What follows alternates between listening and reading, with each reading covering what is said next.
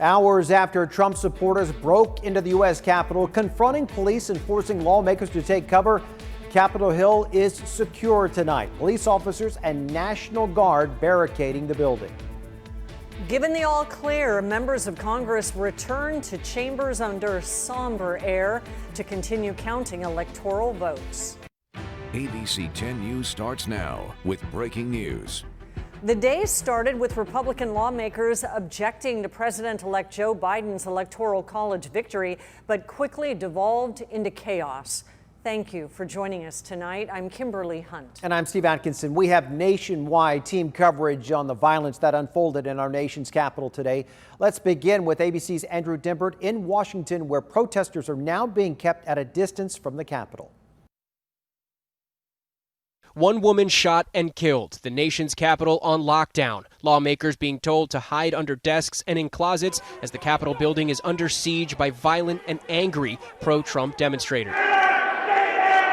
Sources tell ABC a pipe bomb was found at the Republican National Committee headquarters in D.C. and was safely detonated by law enforcement. Members of Congress who were trapped inside the Capitol reacting to the chaos. A little bit dicey with people banging at the doors of the House chambers. Trump supporters from around the nation storming the Capitol, forcing evacuations as Congress ratifies President-elect Joe Biden's decisive Electoral College victory. And after both Republicans and Democrats calling on President Trump to do more to stop the violence, Trump finally releasing a video telling the violent protesters to go home, but not before continuing to stoke the flames by spreading the false claim that the election was stolen from him. This was a fraudulent election. But we can't play into the hands of these people. We have to have peace. Joe Biden slamming Trump's response. I call on President Trump to go on national television now and defend the Constitution. Leading up to the violence, Trump had been demanding Vice President Mike Pence somehow prevent Joe Biden's win after it had already been certified by the states. If Mike Pence does the right thing, we win the election. But after 4 years of unwavering loyalty to Donald Trump, Pence showing defiance. In a statement before presiding over the ceremonial Electoral College event, Pence writing, vesting the vice president with unilateral authority to decide presidential contests would be entirely antithetical to the founders' vision laid out on the Constitution. Even with those violent demonstrations, Congress continuing that Electoral College ratification tonight. Andrew Dymburt, ABC News, Washington. All right, joining us now to talk about what's happening at the Capitol is University of San Diego law professor Craig Barkas. Craig, thanks for being here. Let's jump right into it. Prior to the break-in at the Capitol, what we were witnessing was strictly ceremonial in the certification of the presidential election. I think it's important for you to explain that nothing will change for now that Congress has reconvened, even though in his message we heard in that story to protesters earlier, President Trump said, quote, if Mike Pence does the right thing, we win. So there continues to be a huge misunderstanding, even from the president, about what's happening tonight. Yes, it comes down to a basic question of federalism.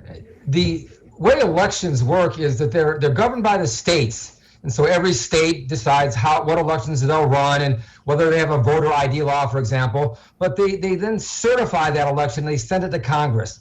All Congress was doing today was what's called a ministerial act of actually counting the votes. There's nothing that Congress does with respect to the makeup of the electors or anything they can do to transform the outcome of the election. And so when President Trump was saying that if Mike Pence does the right thing, well, Mike Pence did the right thing. What he did is he said that there's nothing I can do. The election has been resolved. But unfortunately, that's not the message that was understood by the protesters. And the talk continues there on Capitol Hill. I want to get your legal thoughts on social media in the years to come. We know it can be used for so many good things, but we've also witnessed the mass distribution of misinformation and inciting violence. Do you see changes coming? Yeah, that's a great topic. Right now, of course, Section 230 is obviously been in the news, and we have this one pandemic with COVID, but we really do have a disinformation pandemic, and there's no clear vaccine. There is this theory that bad information should be overcome with good information, but social media really creates echo chambers. And so really, in a sense, we end up picking the news, or actually, in a sense, with artificial intelligence, news picks us. And so we get into one line of thinking, and it gets reinforced whether it's accurate or not. And it's become very evident that there are a lot of people who are making decisions or acting out based on simply wrong information or disinformation. It is tough to call right now. Professor Barkis, thank you so much for your insight. We'll talk to you again tonight at 7. Thank you. I'm Derek Stahl in the 10 News Live Center with the small symbol of unity at the Capitol as work resumes to certify and formalize President-elect Biden's win. At least 3 Republican senators are now saying they will no longer object to the results. We've got some new video into the newsroom of aides returning to the Capitol this evening, carrying the wooden boxes of Electoral College votes through the underground tunnel system in the Capitol. Aides had snatched those boxes. They were worried that the rioters would come in and try to destroy them during the raid. Well, some Republicans, of course, were planning to symbolically object to the Electoral College results, but 3 senators announced tonight they will not do so. Kelly Loeffler of Georgia, Steve Daines of Montana, and Michael Braun of Indiana. Here's what top party leaders had to say as they resumed work certifying the results tonight. We will not be kept out of this chamber by thugs, mobs, or threats. We will not bow to lawlessness or intimidation. This will be a stain on our country, not so easily washed away. The final, terrible, indelible legacy of the 45th President of the United States. Okay, so we've been reporting all evening about how social media companies have been taking strong action against President Trump, essentially silencing him on social media for his comments about the events today. Twitter suspended the president's account for 12 hours. We've just learned moments ago that Facebook has done the same. Derek Stahl, ABC 10 News. Thank you, Derek. Washington, D.C. is under mandatory curfew tonight as police officers and National Guard troops keep the Capitol surrounded. ABC 10 News reporter Jennifer Kastner is joining us now live. And Jennifer, you spoke to a former San Diego police SWAT commander about the security situation. Yes, Kimberly, that's right. He has years of experience with planning security for mass gatherings. There were reports tonight of demonstrators shoving aside barricades and pushing past police as they swarmed and entered the Capitol building. Portions of the grounds were evacuated. A lockdown was mandated. The scene was violent, chaotic, begging the question about how security layers were breached, allowing them to gain entry. I spoke to former San Diego Police SWAT Commander Ray Shea a short while ago about the standard law enforcement protocol for handling a matter like this. You can de-escalate to a certain point, but there has to be a point to where command and control, everyone involved, knows we are not letting them in. And that means you have to fight. You have to use chemical agents, you have to use lethal, and you have to use the means available to stop that entry. And Kimberly, he also said that San Diego police officers have a mobile field force training drill that they constantly run, planning for potentially violent situations like what happened tonight. Reporting live tonight, Jennifer Kastner, ABC 10 News. Thank you, Jennifer.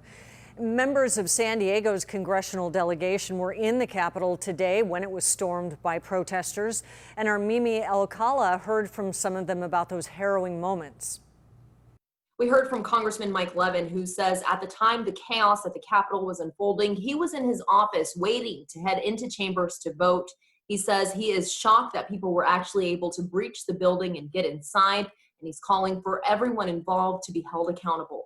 It's just incredibly disappointing. You know, this is just not who we are as Americans. We are better than this. Just to put it in context, normally it is impossible to get into any of the office buildings, or certainly the Capitol, without going through a magnetometer, without making sure that you're checked for for anything that might be problematic. So for people to just breach the perimeter and make their way to the chambers like this is unprecedented. Congressman Levin says he did feel safe enough sheltering in place and said he commends Capitol Police for what they did with the resources they have, but said having the National Guard there as this was unfolding would have possibly prevented everything from escalating. He vowed that he and his colleagues would get to the bottom of this. On Twitter, Congressman Darrell Issa also said, "The violence we saw today is totally inexcusable. Nothing justifies it, and I condemn it in the strongest way possible." He called for everyone protesting to leave the Capitol immediately.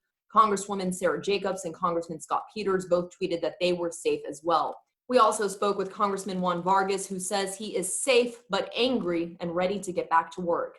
Mimi Alcala, ABC 10 News. And here at home, Trump supporters protested outside the county administration building before moving to the East County. Our Anthony Pura is live to show us those demonstrations that continue tonight. Anthony. Steve, there's probably close to 100 people out here tonight. I want to show you where they're at right now. They are lined up along the sidewalk here. This is at the corner of Mission Gorge Road and Cuyamaca Street. Now, they do have Trump flags, U.S. flags. They've been waving it and getting some support from drivers as they drive by. Now, some of them have just told us that they don't buy that the election was fair. It's something the president has been saying. However, there's been no proof of that. Now, there's also been some moments of tension here that we've seen tonight between the demonstrators and some people driving by. There was some exchanging of words, but nothing escalating beyond that. I want to show you some video from that demonstration earlier today. It was a larger demonstration outside the county administration building in downtown San Diego. There were about 200 people at that event.